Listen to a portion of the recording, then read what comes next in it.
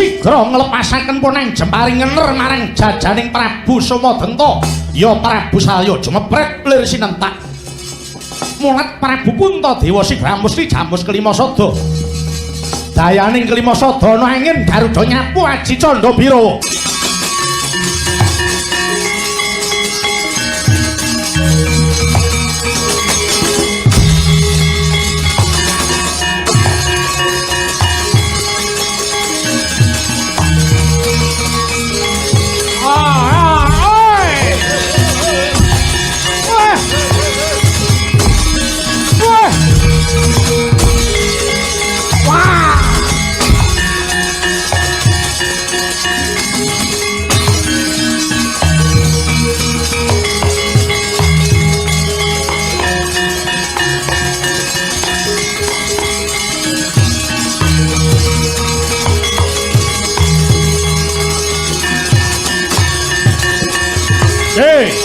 ayo Mas Goreng.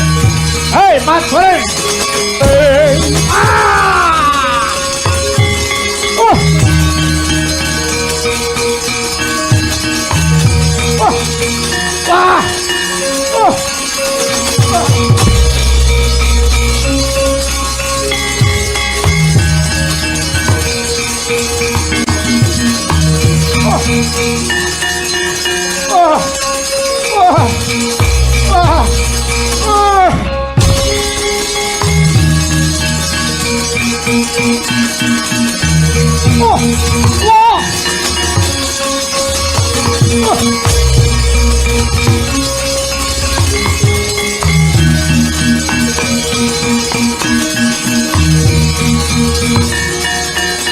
Aman Prabu.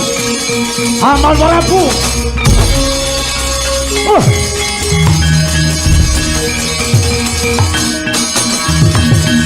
Paman Prabu. Aku ora lila. Sapa sing mateni Paman Prabu Salya? Ora lila kena. Iki wis wong kejem. Pandhawa wong wengis. Kondange jare Puntadewa wong sabare ngungkul-ungkuli. Kondange ratu getih putih, ratu suci ora gelem mateni marang sak pepadane titah. Ning nyatane Puntadewa tegel mateni Paman Prabu Salyapati. Dewa ora adil. Dewa ora adil. Ngemban cindhe ngemban siladan. Yen Pandhawa timban cindhe yen Kurawa timban nganggo siladan.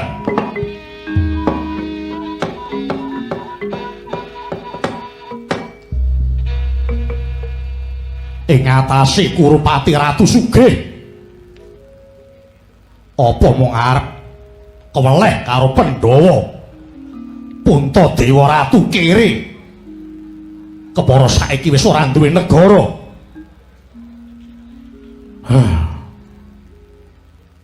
Ngrasake lelakonku kaya mengkene. Sing jare mbiyen nalika Duryudana kekucah bondo kabeh padha nyedak karo aku. Ning bareng kahanane wis entek-entekan kaya mengkene. Kanca rowang ngetok wae kok ora. Mangge rumiyin kepareng sareh rumiyin. Sareh piye? Kon sareh piye? Kahanan kaya mengkene kok kon sareh. Paman Singuni kula wonten dawuh mara diage cacahna Kurawa isih pira? Inggih Kurawa kantun 3 kari 3. Inggih. Kula paduka sinuwun kalian menika Kartomarma. Liyane telas. Entek telas. Paman. Rasaku kok saya miris. Lah Badhe kados pundi malih? Menapa menawi raos paduka menika miris? Menapa paduka lengser keparabon negari dipun wangsulaken kalian pendho? Cangkemmu ki aja miclah-micli. Kowe nek omong ditata, aja maton ngubahke lambe. Duryudana entek-entekan kahananku kaya iki mergo aku ki nggugu cangkemmu kuwi. Kowe nalika semana mung tansah bebalui karo Duryudana, piye bisane aku ngrebut panguwasa Praja Ngastina? Sawise aku entuk panguwasa Praja Ngastina, kowe banjur gawe cara piye bisane negara Ngamarta kae dadi krereane Duryudana. Bareng saiki wis ora duwe apa-apa. Lah kok lambemu muni aku kon pasrah karo pendho, pikiranmu ki ana ngendi? Lambemu ki nek omong ditata. Lah badhe kados pundi? Menawi paduka menika miris tida-tida napa melih kula? Lagi saya ciyut ngaten awak kula menika. Kartomarmo, wonten dawuh, maju rene. Maju rene.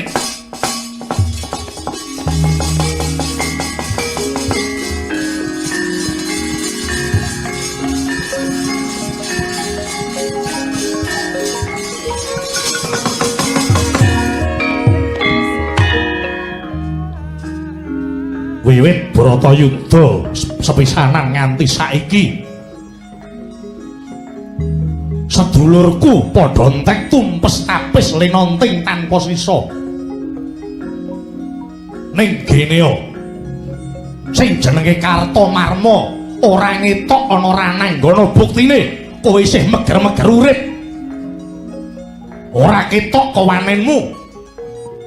Kowe ora lanang, ora perwira. Ing atase dulur-dulurmu padha totoh nyawa mbelani maring Duryudana. Lah kok kowe malah isih deku-deku ana kene. Inggih, sinuwun, mila kula ngantos dinten menika tasih sesarengan paduka sinuwun jalaran pinter anggen kula umpetan utawi dedelikan. Lah, apik to kuwi. Ing atase sedulure padha taker marus, lah kok malah ndelik. Ora jumbuh karo kawanenmu. Nyun pangapunten. Mila kula ngantos dedelikan boten wonten sanes namung kejawi kula menika ngreksa dhateng kawibawan paduka. Apa yen ora tok reksa kawibawane Duryudana bakal tetel kawibawanku. Kowe ora sah kok rembug. Dasarmu apa kowe ngreksa marang aku? Dasaripun kula menika tresna kaliyan paduka Sinu Duryudana. Kowe tresna? Inggih, kowe tresna ning kowe ora setya karo aku. Kowe tresna ning kowe ora setya karo Duryudana. Buktine yen kowe pancen tresna lan setya bekti karo Duryudana, kudune kowe magut ana rananggana ngetokke kawanenmu, mateni senopatine para Pandhawa. Ayo, ketokno kawanenmu, ketokno kekendelanmu, ketokno jiwa kasatriyanmu. Yen nganti dina sesuk-esuk kowe isih kumliwer ana ngarepe Duryudana, kelak-kelak patah cenela ndasmu minggat kowe.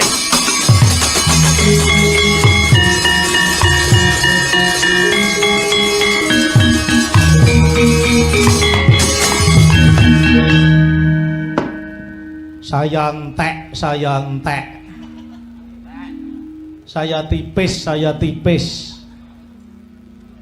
Alah. Kurawa kari telu ya minggat siji. Paduka menika kesangeten anggenipun duka kaliyan Kartomarma. Kowe arep mbelani Kartomarma? Iya. Kowe arep mbelani Kartomarma? Lho, mboten kok mbelani. Namung kedahipun paduka menika mboten kewiyos dawuh ingkang kados mekaten. Kartomarma ngantos dumugi engga sepriki tasih sesarengan paduka sinuwun menika betekipun arep ngetokke katresnane karo Ratu Gustine. Nanging Kartomarma iki tresnane ora setya karo aku. Yen dheweke setya karo Duryudana, kudune natohke nyawane. Tresna mboten setya menika mboten ngemungaken kengrayi Kartomarma kemawon. Tasih wonten ketoke laire tresna ning ora setya batine. Karmu piye?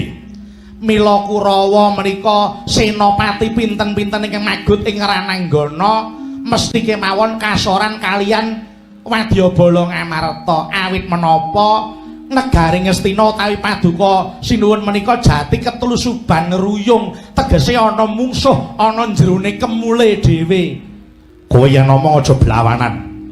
Kowe kok iso kandha ana mungsuh jroning kemule Duryudana karepmu piye? Tresna mboten setya menika ora teges Kartamarma dhewe. Ngaten tasih wonten tunggilipun malah menika gawat keliwat wingit kepati. Sapa wi? Mengki yen kula matur Paduka nesu. Ora, kowe kandha sing malaka. Nadyanto tanganku kiwa sing kleru arep tak kethok dhewe. Saestu lho. Iya, Paduka ora kena nesu. Ora. Tresna mboten setya menika ingkang garwa Sang Banowati. Sik. Kowe kok iso ndakwa garwaku Banowati tresna ning ora setya. Jagat menika sampun nekseni. Ingkang garwa Dewi Banowati menika anggenipun gendhon rukun kalian Janaka. Sasat saben wong wis ngerti. Banowati kalian Janaka oleh gendhaan niku wis suwe. Ketoke niku tresna kalih Paduka ning batine setyane karo Janaka. Mula ora aneh Senopati Ngastina saben metu kok mesti mati merga ana sing bocorke kunci kekuatane Kang Rayi Banowati menika. Lho ngeten. Dados Paduka menika muspropuluh dawuh kaliyan Kartamarma yen Banowati isih urip ora wurung bakal dibocorke karo Pandhawa. Hayo mesti mati bangsat Banowati. Kowe dadi mungsuhe Duryudana jebule.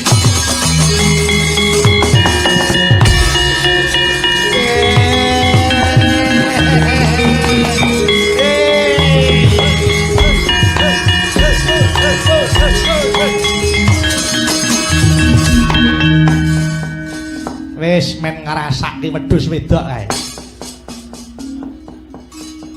Ayo nek arep ngejak rusak-rusakan tak ora arik nalari Ratu Ngastina. Apa anggepe ngatasé kabeh sedulur-sedulure padha takrem marus direwangi pecahing dada utaing getih Banowati kok mung arep gemblakan karo Janaka. Tujune kok aku isih urip, tujune aku iki dadi seksi. Ayo ing kene marganing patimu wedhus wedok Banowati lambene ngungkuli wisa kae.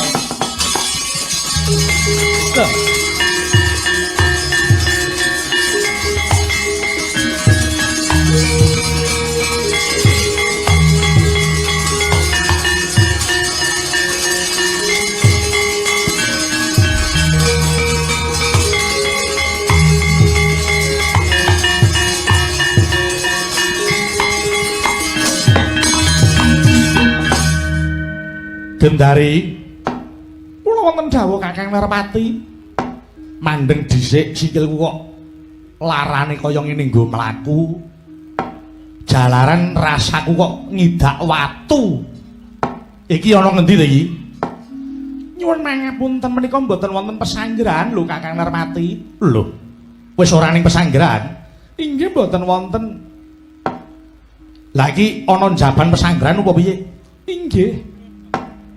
Ya, sakjroning leren sapa sing eneng kene? Kurupati ana apa ora?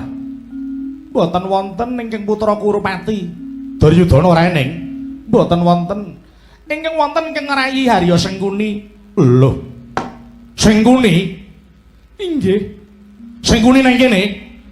Inggih Kakang Narpati. Ngaliyo. Ngaliyo. Migunjang ganjing langit galap-galap katon lirik kincanging sang malih tandrum sabarang kadul wukir moyak mayik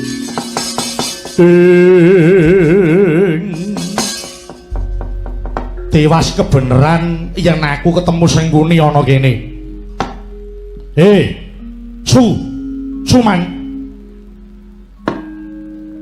Suman kula wonten jawuh. Kowe ora budhek to? Mboten. Mripatmu ora picek to? Mboten. Ya. Yen kowe ora budhek, mripatmu ora wuta kaya mripatku, aku tak kandha rungokno gobokmu ya, rungokno gobokmu. Aku kuwi kurang piye ngomong karo raimu kuwi Suman. Aku kurang piye ngomong karo kowe. Aku ngurmangsani mripatku ki wuta. Aku ora iso nyawang kahanan gelaring lair. Mula kowe tak pasrahi anak-anakku Kurawa gula wentahan sing apik. Lah kok malah gledhek petele do salah gedaden kabeh. Keparang ora samang suli, ora samang suli. Ora sawang sulan. Yen kowe pancen menungso sing dingengehi rasa isin, kudune kowe ora enak kepenak mapan ana kene. Sing ngene anak-anakku akeh sing wis padha mati. Anakku akeh sing padha mati, tekane putuku ya mati. Kuwi sebab apa? Sebab saka cangkemmu kuwi, ngerti? Kowe sing dadi winiing perkara, kowe sing dadi dak-dakaning perkara iki. Hei, babi. Kowe menungso apa kewan? Kowe menungso apa kewan sing jeneng asu kae wae dipakani gelem tunggu omah. Lah kok kowe ngatasi menungso budimu kuwi komplit. Lah kok malah watakmu ngungkuli kirik iki piye? Drestarata sing mripatku wuta wae mapan ana wuta mripat ning batinku ora wuta kaya raimu kuwi.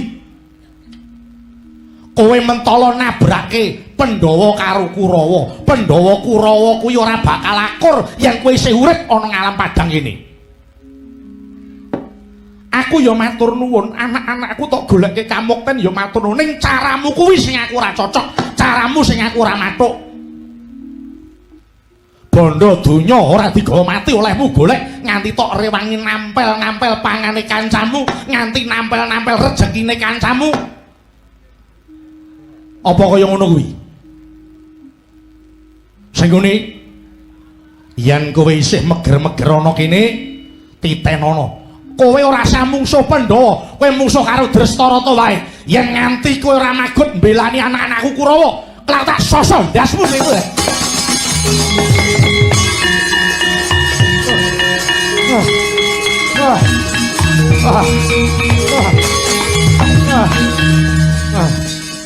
Gendari, kula wonten dawuh ayo kondur, ana pesantren Gendari. Monggo kula dherekaken.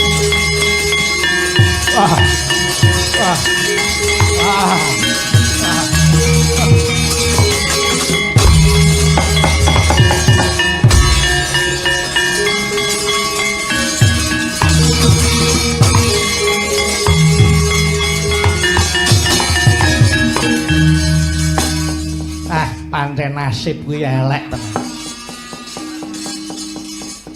Pancen kahanan kuwi pancen kudu dikuyo-kuyo ngalor ngidul tenan.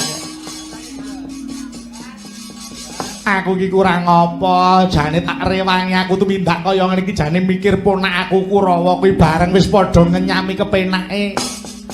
Bareng enek sengsarane kok kabeh dibiyukke karo aku kaya-kaya aku dhewe sing tumindak. Ya. Sengkune ndak dikira aku iki mung arep ngenyami kepenake mung nglimiske lambe mblendhukke wetengku dhewe. Arep aku kaya ngene aku ya sing duwe kewanen, aku sing arep dadi senopati. Pandhawa magut ing rananggana Pandhawa liya maju kabeh. Sapa sing seni kridane Sengkuni tak kokop getihmu Pandhawa.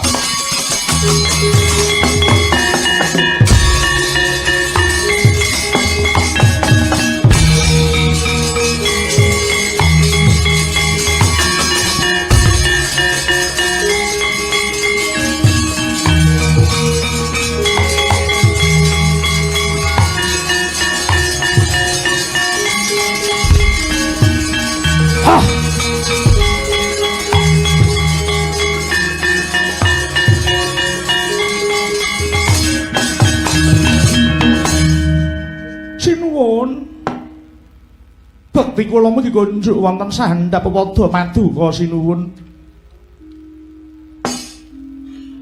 Ora usah ngabekti karo aku. Lambe iki nek lamis ya ngono kuwi. Wong wedok iki nek lambene ndumble ya to. Iki mesti akeh lamise.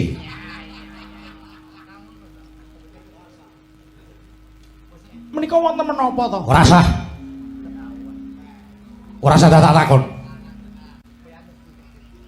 Mula wiwit biyen mula kowe mung dandan saben dina ning ayumu ki ora nggo Duryudana tinemuni. Kowe tak ragatana ya tiwas. Kowe kuwi urip ana negara Ngastina. Ning sing urip lairmu wae, batinmu ora ana kene. Apa meneh pengangen-angenmu ora ana gambare Duryudana ki blas ora ana. Kula nyuwun pangapunten kok kula mboten ndungkap menapa ingin dados kersa. Ora mesti ora bakal kowe krasa. Jalaran kowe jane wis ngerti ning kowe tok-tok ora ngerti. Kowe arep micake aku, kowe arep nyuduk aku saka mburi, jane aku ki mudeng. Ning aku momong karo rasamu, kowe jane ngerti perkara iki. Ning kowe tok-tok ora ngerti, tok-tok mbodoni, sajak kaya wong resik-resik kok kae. Tobat iki jek perkara apa meneh to ya? Ora ana udan, ora ana angin lah kok malah paduka-duka kalian kula menika lepat kula wonten menapa? Yang kowe ngakoni luput kudune ora bakal ana lelakon kaya mengkene iki. Banowati. Kula rasa nyedak, ora sing nyedak. Ora usah nyedak. Kowe nyenggol kulitku tak suwek kulitku. Kowe nyenggol jarikku tak buang jarikku. Mangke rumiyin to. Paduka kok ngantos kados pekatan kalian kula kami gila. Aku gila karo kowe. Jalaran kowe wong wadon sing ora bisa ngreksa marang kembenmu. Kowe wong wadon sing ora bisa ngreksa marang kahormatanmu. Kowe ora bisa ngreksa marang wibawaning bojomu. Kula menika lepat menapa lajeng paduka paring duka kados mekaten. Gusik. Kowe etok-etok ora ngerti jalaran pancen wis tok jarak. Mula Senopati negara Ngastina angger maju kok mesti mati. Awit negara Ngastina ki jati ketulusuban ngruyung ana mungsuh Duryudana sakjroning kemulku dhewe. Ora liya mung kejaba kowe Banowati. Mangke rumiyin kula menika lepat menapa? Lepat menapa? Luputmu tok gendong tok indit. Kowe kuwi tresna karo aku ning kowe ora setya karo aku. Katresnanmu nyang Duryudana ning kasetyanmu karo penengah Pandhawa Sipaidi kae. Janaka ya Permadi kae sing kulino gendon rukon bola-bali aku wis ngonangi ning kowe pinter olehmu ngrebuk, pinter olehmu lelamisan nganti aku gogloh rasaku percaya karo kowe. Ayo, kowe prasaja wae. Yen kowe arep mateni Duryudana aja saka mburi, nyo iki suweken dadaku tinimbang aku tok wirang-wirangke ana ngarepe Pandhawa. Kowe ketoki urip karo aku ning rasamu ngeboti Janaka. Ora pedah kowe urip ana alam donya Banowati.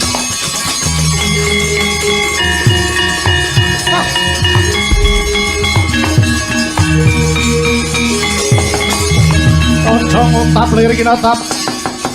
Dodo bang mawi ngawangis. Kumatot-matot ning lati. Netor mandek ngondar andir soring jonggo malatu-latu. Sinabet marang sketeng murup metu dahanane. Patobat paduka iki gek ngendika apa kaya ngono kuwi coba. Ing atase wis gedhe tuwa wis gerang. Wis anak-anak barang kok ngomong kok ora dipikir. Kula kadakwa gendon rukun kalian Permadi menika nalika menapa? Menawi kula kadakwa dados dadaning kasoring yuda para Kurawa. Kemareng paduka lenggah sekeca Senopati aja ana sing magut ing Rananggana. Banowati dhewe sing magut ana rene dadi mati aku dhewe.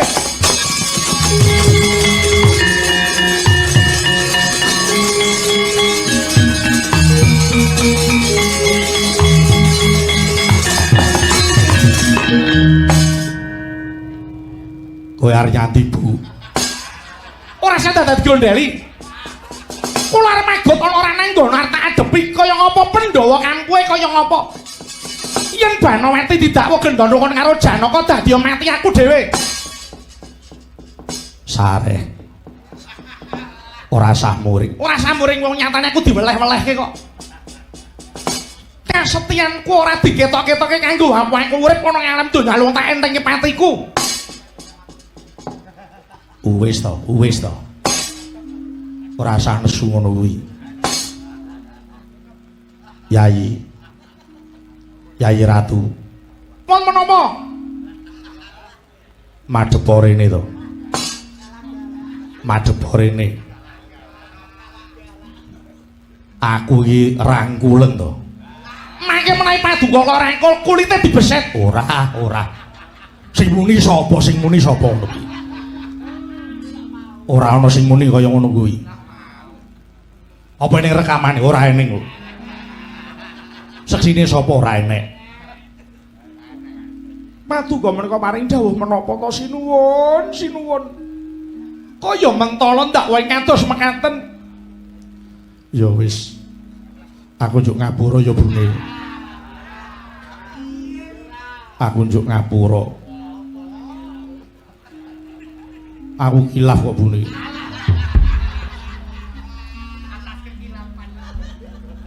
Aja tok pikir kandhaku iki mau rembuke wong kesel njaba jerone ya ngene iki. Nganti lepas kendali kandhaku mergo judeg pikirku gagas lakon iki. Nyun pangapunten paduka kok ndakwa kalian kula menika sinten ingkang matur? Ora eneng. Ora enek. Mbok inggih prasaja kemawon sinten ingkang ngobong-obongi paduka? Ora enek, ora enek. Kuwi saka rasaku dhewe kok. Mergo saka kesurung rasa tresnaku karo kowe nganti aku ndakwa sing ora-ora. Siji, wong iki yen ndakwa sing tanpa bukti, loro nesu sing tanpa sebab. Ya to, kaping telune wong sing mung nutuh tanpa ana apa-apane kuwi nuduhake rasa tresna. Ngono. Gombal amok. Wah, aja ngono to.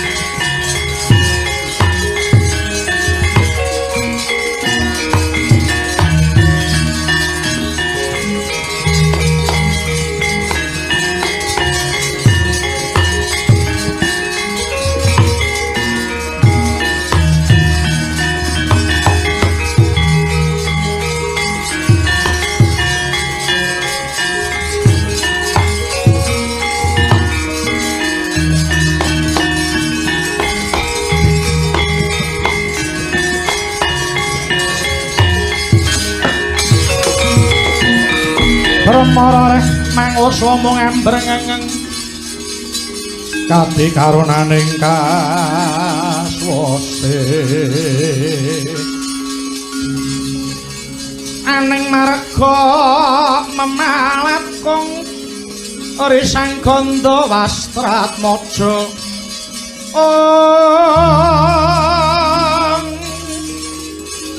leng-leng lalu hangulati surya mangarang sang wayang kumya samara wayanto pindha wari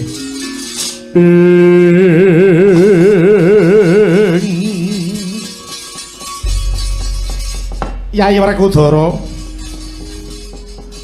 Kresna kakangku apa gugure Paman Prabu Salya teka tintrim swasana pesanggrahan Pandhawa Mandala Yudha kuwi ning apa Yayi Kresna kakangku nadyan Salya ngewangi mungsuh nanging bareng gugur nyata gawe susahing para Pandhawa nadyan prajuriting Pandhawa sing menang ora aneh yen serenge para prajurit beda karo adate kabeh maya sabab tanceping rasa tresna tumrap marang Prabu Salya bapakku oh ngono iya aku ki ya gumun ing atase Kurawa ki mung kari loro Yayi Duryudana karo Patih Sengkuni kok ya ora pasrah wae ya Di aku ya ngumon ki Gong apa Kurawa ki karek loro kaya sing didhawuhi Sinuwun Kresna Prabu Duryudana karo Sengkuni kuwi ngono kok ya ora pasrah ya Gong kok malah sajake kok kaya wong ngedir-dirke kae rumangsaku ora kari loro iki Tru lah terus Kurawa ki malah isih ana telu. Kok telu sing siji sapa? Lah mboke Kurawa kuwi Gendari kuwi. Eneng apa wae kuwi rak malah dadi sumber inspirasi rak Gendari kuwi lho. Apa ngono? Nganti dadi perang gedhe ngene iki merga kuwi rak perkara tresna to kuwi. Apa iya kowe kok maido? Perang padha sedulur iki rak ya mung karena cinta to kuwi. Kowe kok iso muni nek iki sebab tresna. Lah iya. Apa kowe ora kelingan nalika sayembara pilih? Sayembara pilih, heeh. Ning Mandura kae Dewi Kuntri ya ta, sayembara pilih. Sayembara pilih sing menang Raden Narasoma. Ya almarhum Prabu Salya kuwi. Oh ngono Raden Pandu tekan Mandura wis rampung sayembarane terus Raden Narasoma sumbar lho eneng wong tengeng iki apa perkara tengeng aja tak omong iki anake ning kene didak telakmu mudar ora aku iki mung nirake riwayat biyen kok iki ana wong rene sapa kowe aku Raden Pandu kowe arep ngopo arep mupu sayembara terus ayo wis lah wis ora eneng sayembara sing menang aku Narasoma ngono kuwi. Ngono. Bareng Raden Pandu arep mumpu sayembara Narasoma rumangsa kemlinthi to menang kok terus nantang Raden Pandu. Ngene wae, Mandura wis ora enek sayembara, sing enekke saiki Narasoma. Yen kowe iso ngalahke Narasoma, Kunthi peken ngono. Kowe kuwi terus Raden Pandu ya maju. Mata aji malawa bumine bengkah Raden Narasoma kejepit bumi ora iso obah kuwi terus kapok pasrah karo Raden Pandu Raden gandeng aku iki wis ora iso apa-apa nyoh iki Kunthi peken ngono lah Bapak Semar iki arep wong tuwek nek karo wong ayu kae iki mripate ya rada awas ngono ya ngeruh informasi ki wong ayu ki nang ndi gone ngono ya eruh kae. Weh, ayo kuwi.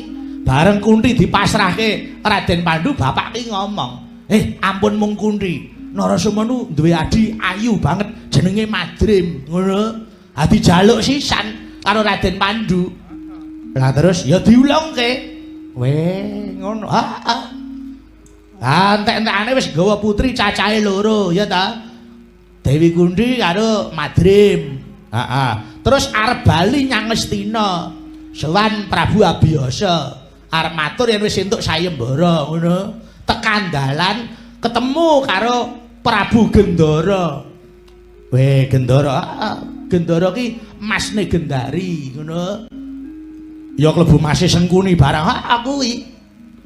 Prabu Gendara karo Suman karo Gendari ya arep nyang Ngastina, arep nyang Mandura mupu sayembara. Petuk karo Raden Pandu. Takoni, "Lho, kowe kok wis gawa putri? Kuwi rak Kunti ta?" Raden Pandu maksulan, "Iya iki Kunti. Iki sing menang aku." Ah Gendara ora trima. "Rene, Kunti tak jaluk." Ngono. Raden Pandu ya, "Ayo yen kowe jaluk langkana bangkeku sik perang." Wis, Gendara mati. Gendara mati, Gendari pasrah karo Raden Pandu. Saharya sumane sisan kuwi. Oh, dadi ora mulih. Oh, mulih arep ngopo? Mangkat nyegat dalan kok mulih dhewe. Oh iya ta, mbacut kok nalika semana. Ora bareng kancane ora. Wis, bareng bablas nyang Ngastina lapuran. Rama niki kula pun entuk boyongan putri cacahe 3. 1 Kunti, 2 Madrim, 3 Gendari. Ngono. Lah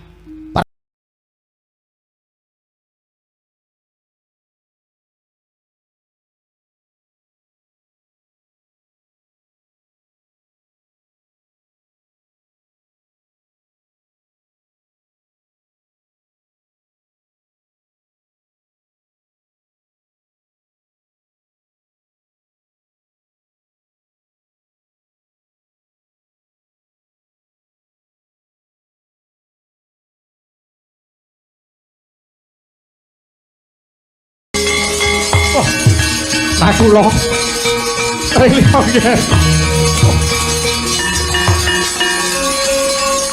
Wah, salah. Wah.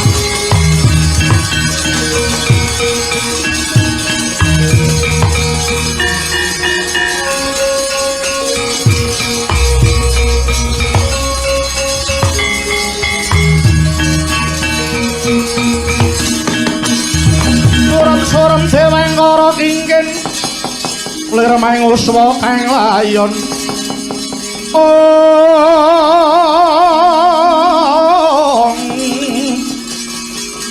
Dinyo ilang memanise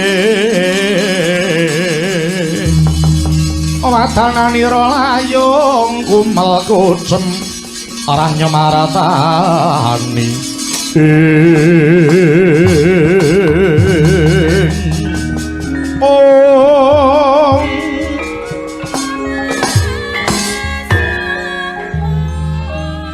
Kula Sedewa bareng kowe sing methuke karo aku gawang-gawang citrane ibumu ya adhiku Madrim sing tak arep-arep ngadoni yudane Punwa kuwi Kang Raka Werkodara apa Janaka. Lah kok kowe sing maju to, Nggir? Inggih, Wa. Kula pitados Kakang Mas Werkodara, Kakang Mas Janaka mboten kuwawi anandingi Aji Candha Birawa. Mila pedah menapa kula ngurbanaken kadang kula sepuh. Monggo Wa. Keparenga paduka merjaya dhateng pun kula miwah Sedewa. Kula nyuwun pejah. Wa. Ora. Apa wis sedan rasaku kok aku arep mateni kowe? Arep iki perang gegempuran jenenge wong perang kuwi yen ora mateni ya dipateni. Ning pengangkahku magut ana Rananggana. Aku ki ora arep mateni sapa-sapa, apa meneh kowe. kowe kuwi anake adikku. Yen nganti aku tega mateni karo kowe apa wis edan sing macan bae ora nguntal gogore kowe ora tega lah kok aku. Kowe mesti ana sing merintah. Ya apa ora? Kowe maju ana sing merintah. Mboten wa. Aja goroh. Aja ngapusi. Kowe magut ana Rananggana sing ngakon sapa? Sing perintah sapa? Nuwun inggih. Kula ingkang dawuh Kakang Prabu Kresna. Lah, tak tenan to. Pancen pinter Kresna kae. Nakula Sedewa. Kowe baliya ya, baliya. Kowe matura karo Kang Raka Puntadewa kineng ngayunake marang Kang Wamandaraka. Nyuwun pangapunten. Kakang Prabu Puntadewa menika mboten nate perang. Kula mawon. Wis to. Kowe kandha ngono. Mengko ora wis tanggap perkara sing tak karepake ki apa? Wis kono baliya. Baliya. Kowe kandha karo Kang Raka Puntadewa kon methuki aku. Nyuwun pangapunten kula mboten wani. Wani ya to. Kowe mulya, aja meksa rasaku. Kowe baliya. Yen kowe ora bali aku tega mateni kowe.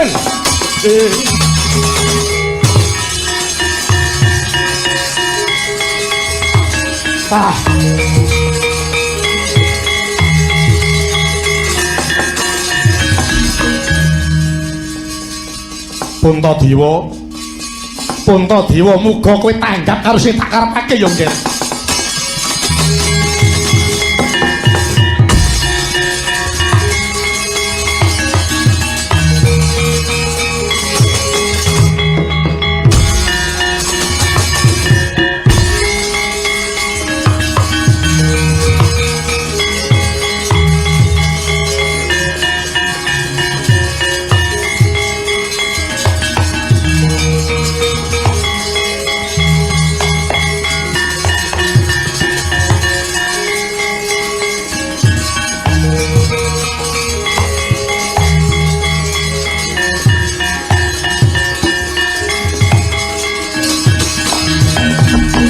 Tatkala narpa Kresna tantula sanyakra ring Rasiwara Jahnawi Suta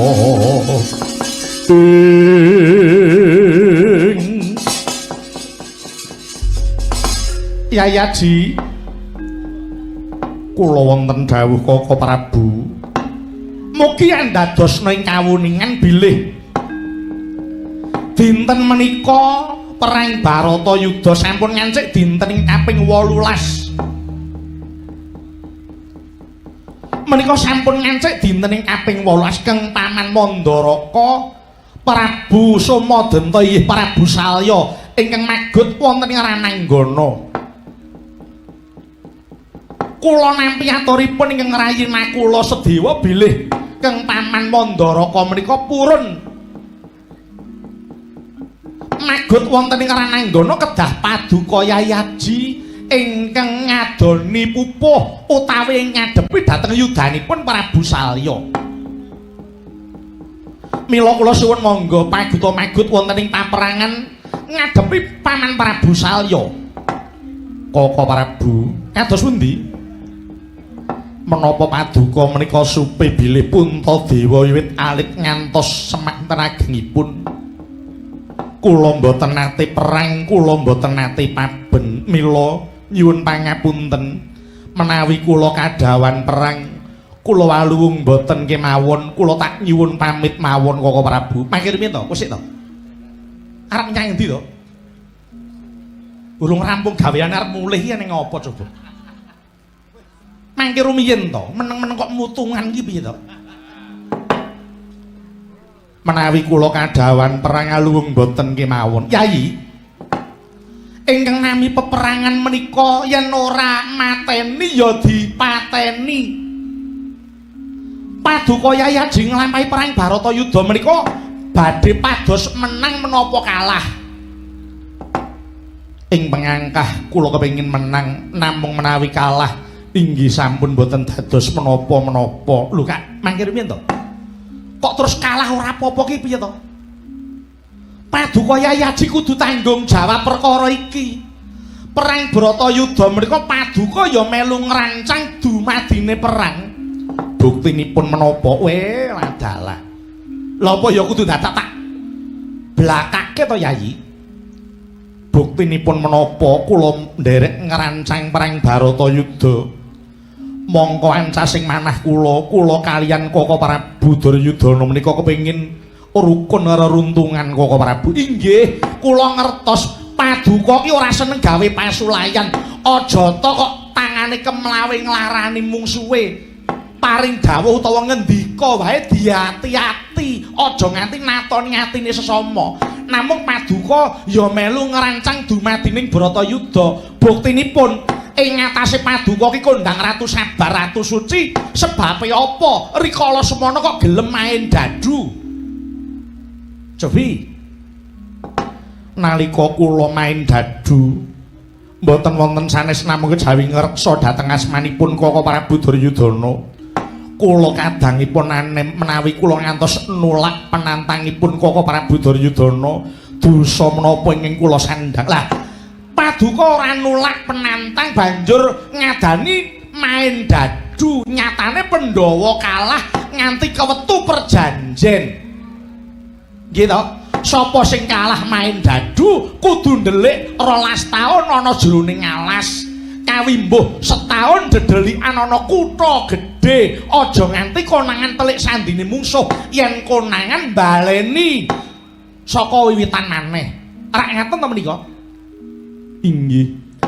Lah Paduka ing ngatasé Ratu Suci, sebabe apa kok gelem main dadu? Yayi, ingkang naminipun titah menungsa, titah urip ana Madyapada menika isih kesandangan apes murka karo lali. Jagat menika rengka, jagat kuwi geger awit akeh wong sing semuci suci. Mboten suci lho nggih, wong semuci suci kemersik-resik. Satemah ucape kuwi ketoke gawe ademing suasana, ning sejatine mentala ngedu kumba padha sedulur. Menapa Paduka remen padha walok galuh Prabu Puntadewa ke Ratu Suci ning mung semuci suci, buktine Ratu Resik ora gelem kelepetan dosa ning gelem main dadu lho. Menapa Paduka remen? Yayi, monggo keparenga Paduka ngalang sepisan menika, keparenga Paduka magut ing rananggana ngadoni dhateng Kang Paman Prabu Salya. Menawi kula kenging damel pepejah, kula mboten sagah. Paduka mboten damel pepejah, namung nyampurnakaken kemawon yetmanipun Kang Paman Salya. Ingkang sarana kangge mejahi wonten piyambak. Kula sumanggaaken Janaka rene ya.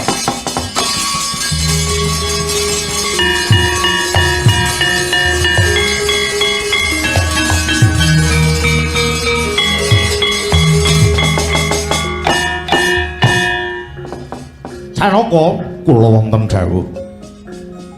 Tak jaluk ewang-ewang ana Kentraka Puntadewa. Kula kedah kados pundi Koko Prabu? Sira mustya pusaka jemparing. Jemparing kuwi mau lepasna ngener marang jajane Kang Paman Prabu Salya. Yayi Aji, kula wonten dawuh sak sampunipun Yayi Janaka ngelepasaken jemparing pernah wonten jajanipun Kang Paman Prabu Salya, Paduka musti jamus kelima sada. Jamus kelima sada dayanipun saged nyapu Aji Candha Birawa. Tuwin jamus kelima sada kala wau kaungkulna wonten sak nginggiling mestakanipun Kang Paman Salya. Menika dados sarana sampurnaning gugure Kang Paman Salya. Ngestaken dawuh kula nyuwun pangestu Koko Prabu. Sing ati-ati Janaka.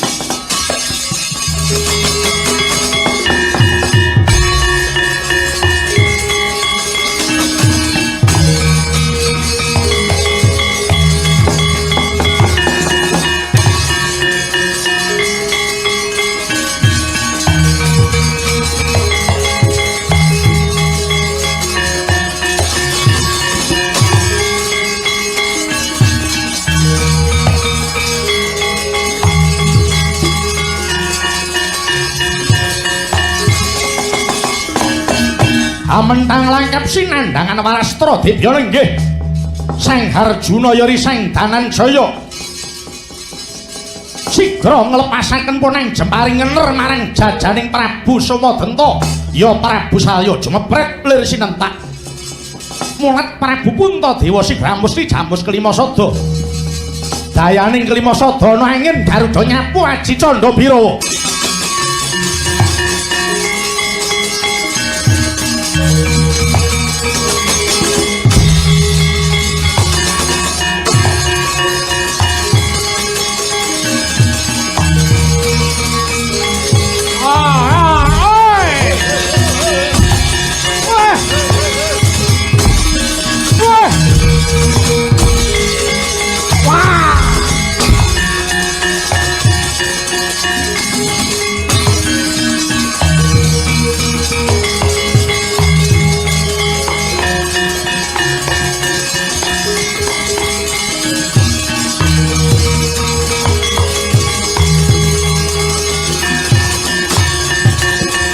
Hei, ayo Mas Goreng. Hei, Mas Goreng. Wah.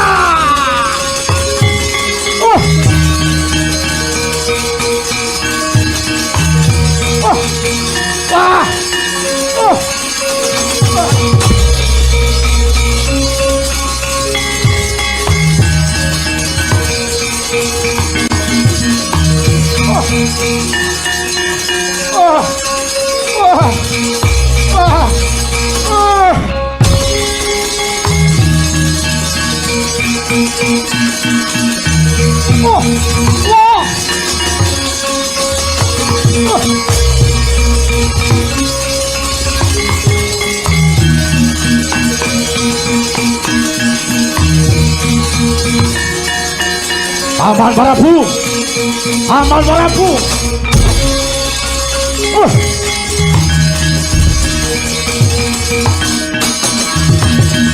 Paman Prabu. Aku ora lila. Sapa sing mateni Paman Prabu Salya? Ora lila kena. Iki wis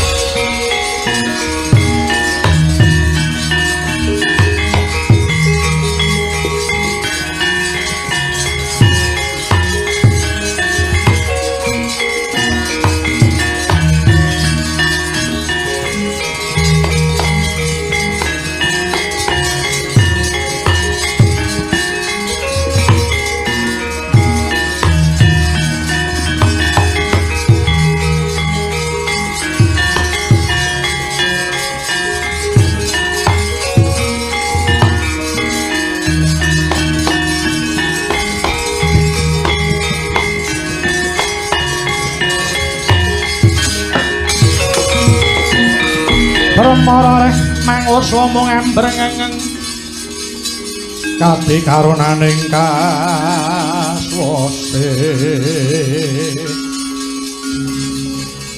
aning marga memalat kong risang gondo wastrat mojo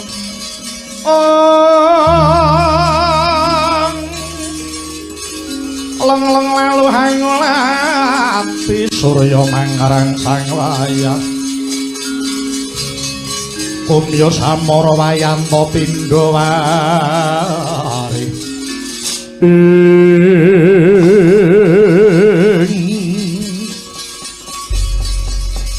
Yayi Werkudara kresna kakangku apa sagugure Paman Prabu Salya teka tingtrim swasana pesanggrahan Pandhawa Mandala Yudha kuwi ning apa Yayi kresna kakangku nadyan Salya ngewangi mungsuh nanging bareng gugur nyata gawe susahing para Pandhawa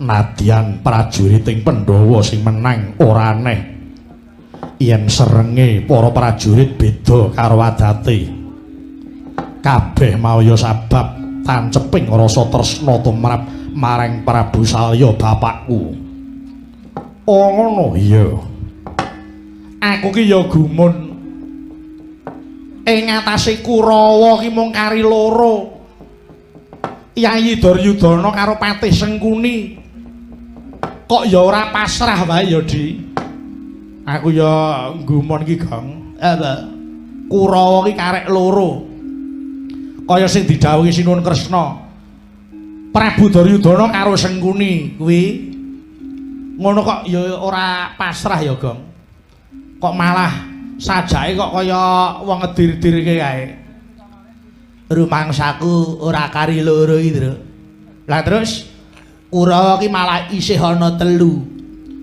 kok telu sing siji sapa lah mboke Kurawa kuwi Gendari kuwi eneng apa kuwi rak malah dadi sumber inspirasi rak Gendari kuwi lho apa ngono nganti dadi perang gedhe ngene iki merga kuwi rak perkara tresna to kuwi apa iya kowe kok maido perang padha sedulur iki rak ya mung karena cinta to kuwi kowe kok iso muni nek iki sebab tresna lah iya apa kowe ora kelingan nalika sayembara pilih